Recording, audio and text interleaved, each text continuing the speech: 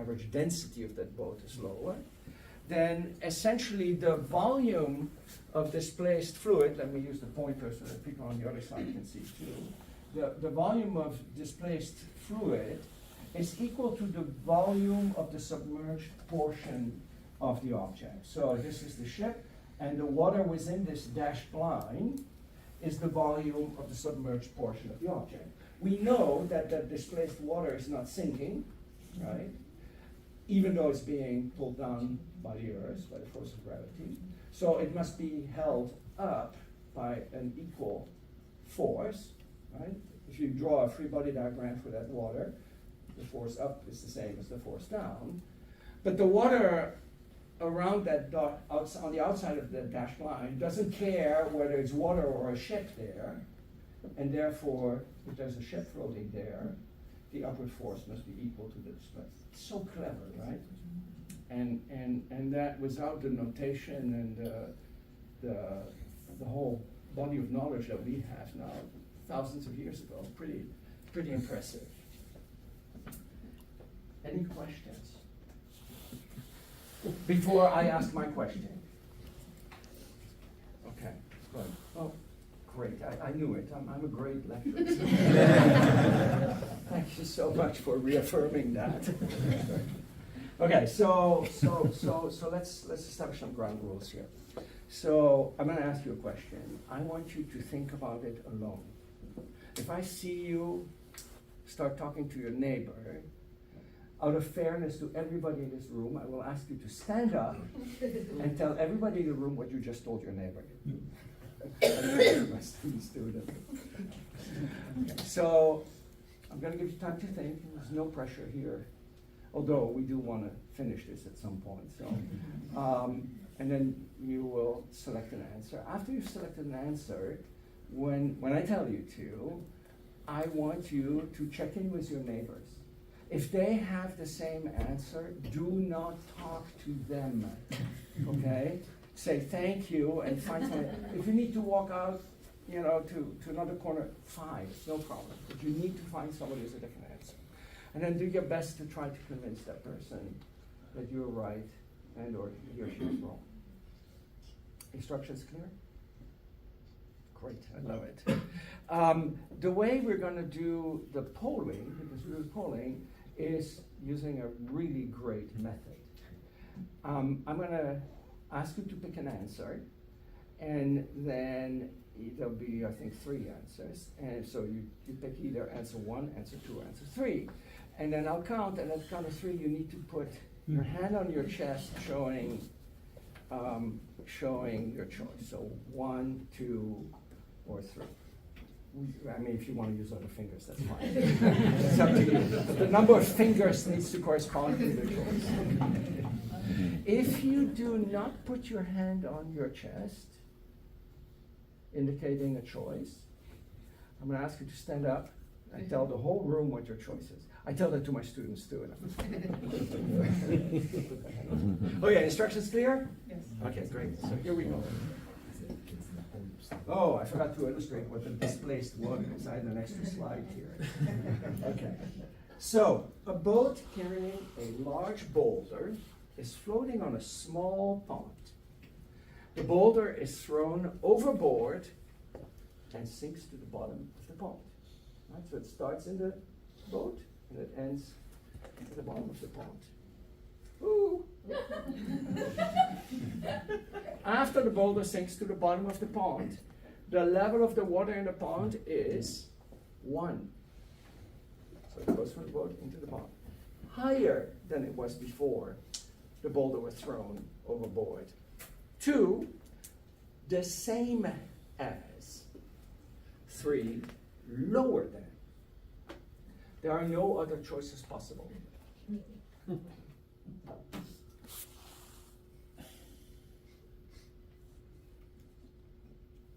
And don't feel under pressure, right? I mean, your salary won't be affected by this. This is not high stakes or anything. And I mean, it's being recorded, but I'm the one being recorded, not you, so. Okay, who still wants more time? So if you have not made up your mind yet, you're still thinking, it's 1, no, it's 3, whatever, then just make it a game. But pick an answer, okay? So at the count of 3, all together, and remember, if you don't put your hand on your chest, I'm gonna pick on you. 1, 2, and 3. Keep it there for a moment. Wow, 1s, 2s, 3s, fantastic. You have a complete distribution of voices. This is terrific. Go ahead, find somebody who has a different answer.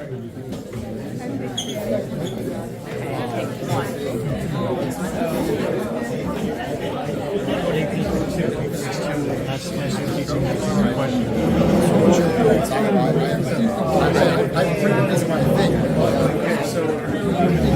I might be like forgetting. I think I remember the answer.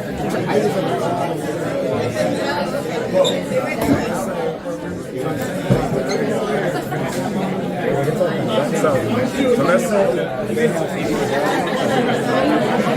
So I was thinking that when the ball was in the boat, the point was holding up the weight of the boat and the ball. And the point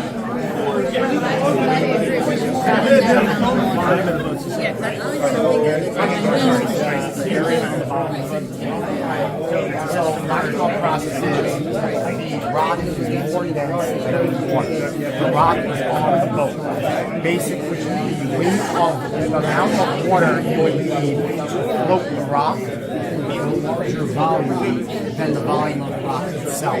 So when the rock is on the boat, the hull of the boat would have to displace a volume of water that's greater in volume than the volume of the rock. So then when the rock goes to the bottom, the rock has a smaller volume and displace water before now. It's not going to be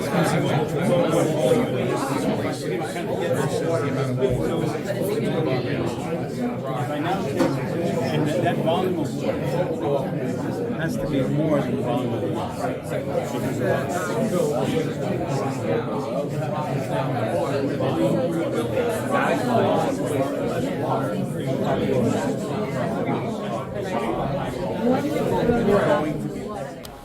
I have yet to encounter, right? I mean, I started doing this 30 years ago, so I've spoken about this a lot. Each year I think, okay, I'm never going to talk about pre-instruction anymore, and I get invited again. Thank you, Rob.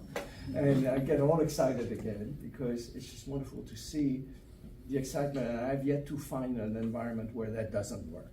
We know it works because it works with toddlers, right? I mean, they wouldn't let that go until they really go, aha, I get it. So, before I tell you the answer, let's dig a little bit deeper here. What happened here?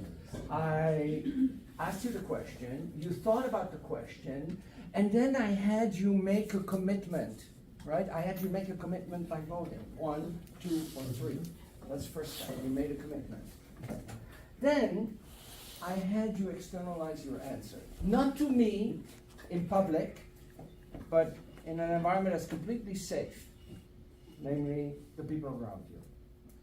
And what was amazing, I walked around, you probably didn't see me walk around, was that you all, while you were talking, moved away from the answer to how do you get to that answer. It's not just the fact the water goes up or goes down or stays the same.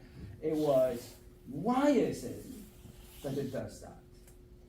Many of you were gesticulating. It was amazing, just to look at the gesticulation of everybody. And again, that's true everywhere, okay? I've done this, everywhere. But the most important part is this. You became emotionally invested in the ritual. If I were to tell you now, oh my God, I need to go, bye, and leave here, you'd come running after me in the parking lot to ask me, what is the answer? Well, I'll tell you something, the answer doesn't matter because I've already made my point. I made my point about how, because I see a lot of disappointment. the point is not whether the water goes up, down, or stays the same. The point is, it's just absolutely fabulous how you can capture the imagination of the human mind. Right? It's beautiful in a sense. So, before I tell you the answer, we have to finish this process. Remember, question, think, poll, discuss. That's where we are now. Although I'm giving you a little, a little bit of sign on the close. And then poll again, and then explain. So, before we go to the explanation, you need to answer this question again. What do you now believe to be the right answer? If you have not changed your mind, you're going to have the exact same as you had before. If you have changed your mind, indicate what you now believe to be the right answer. At the count of 3. 1, 2, and 3.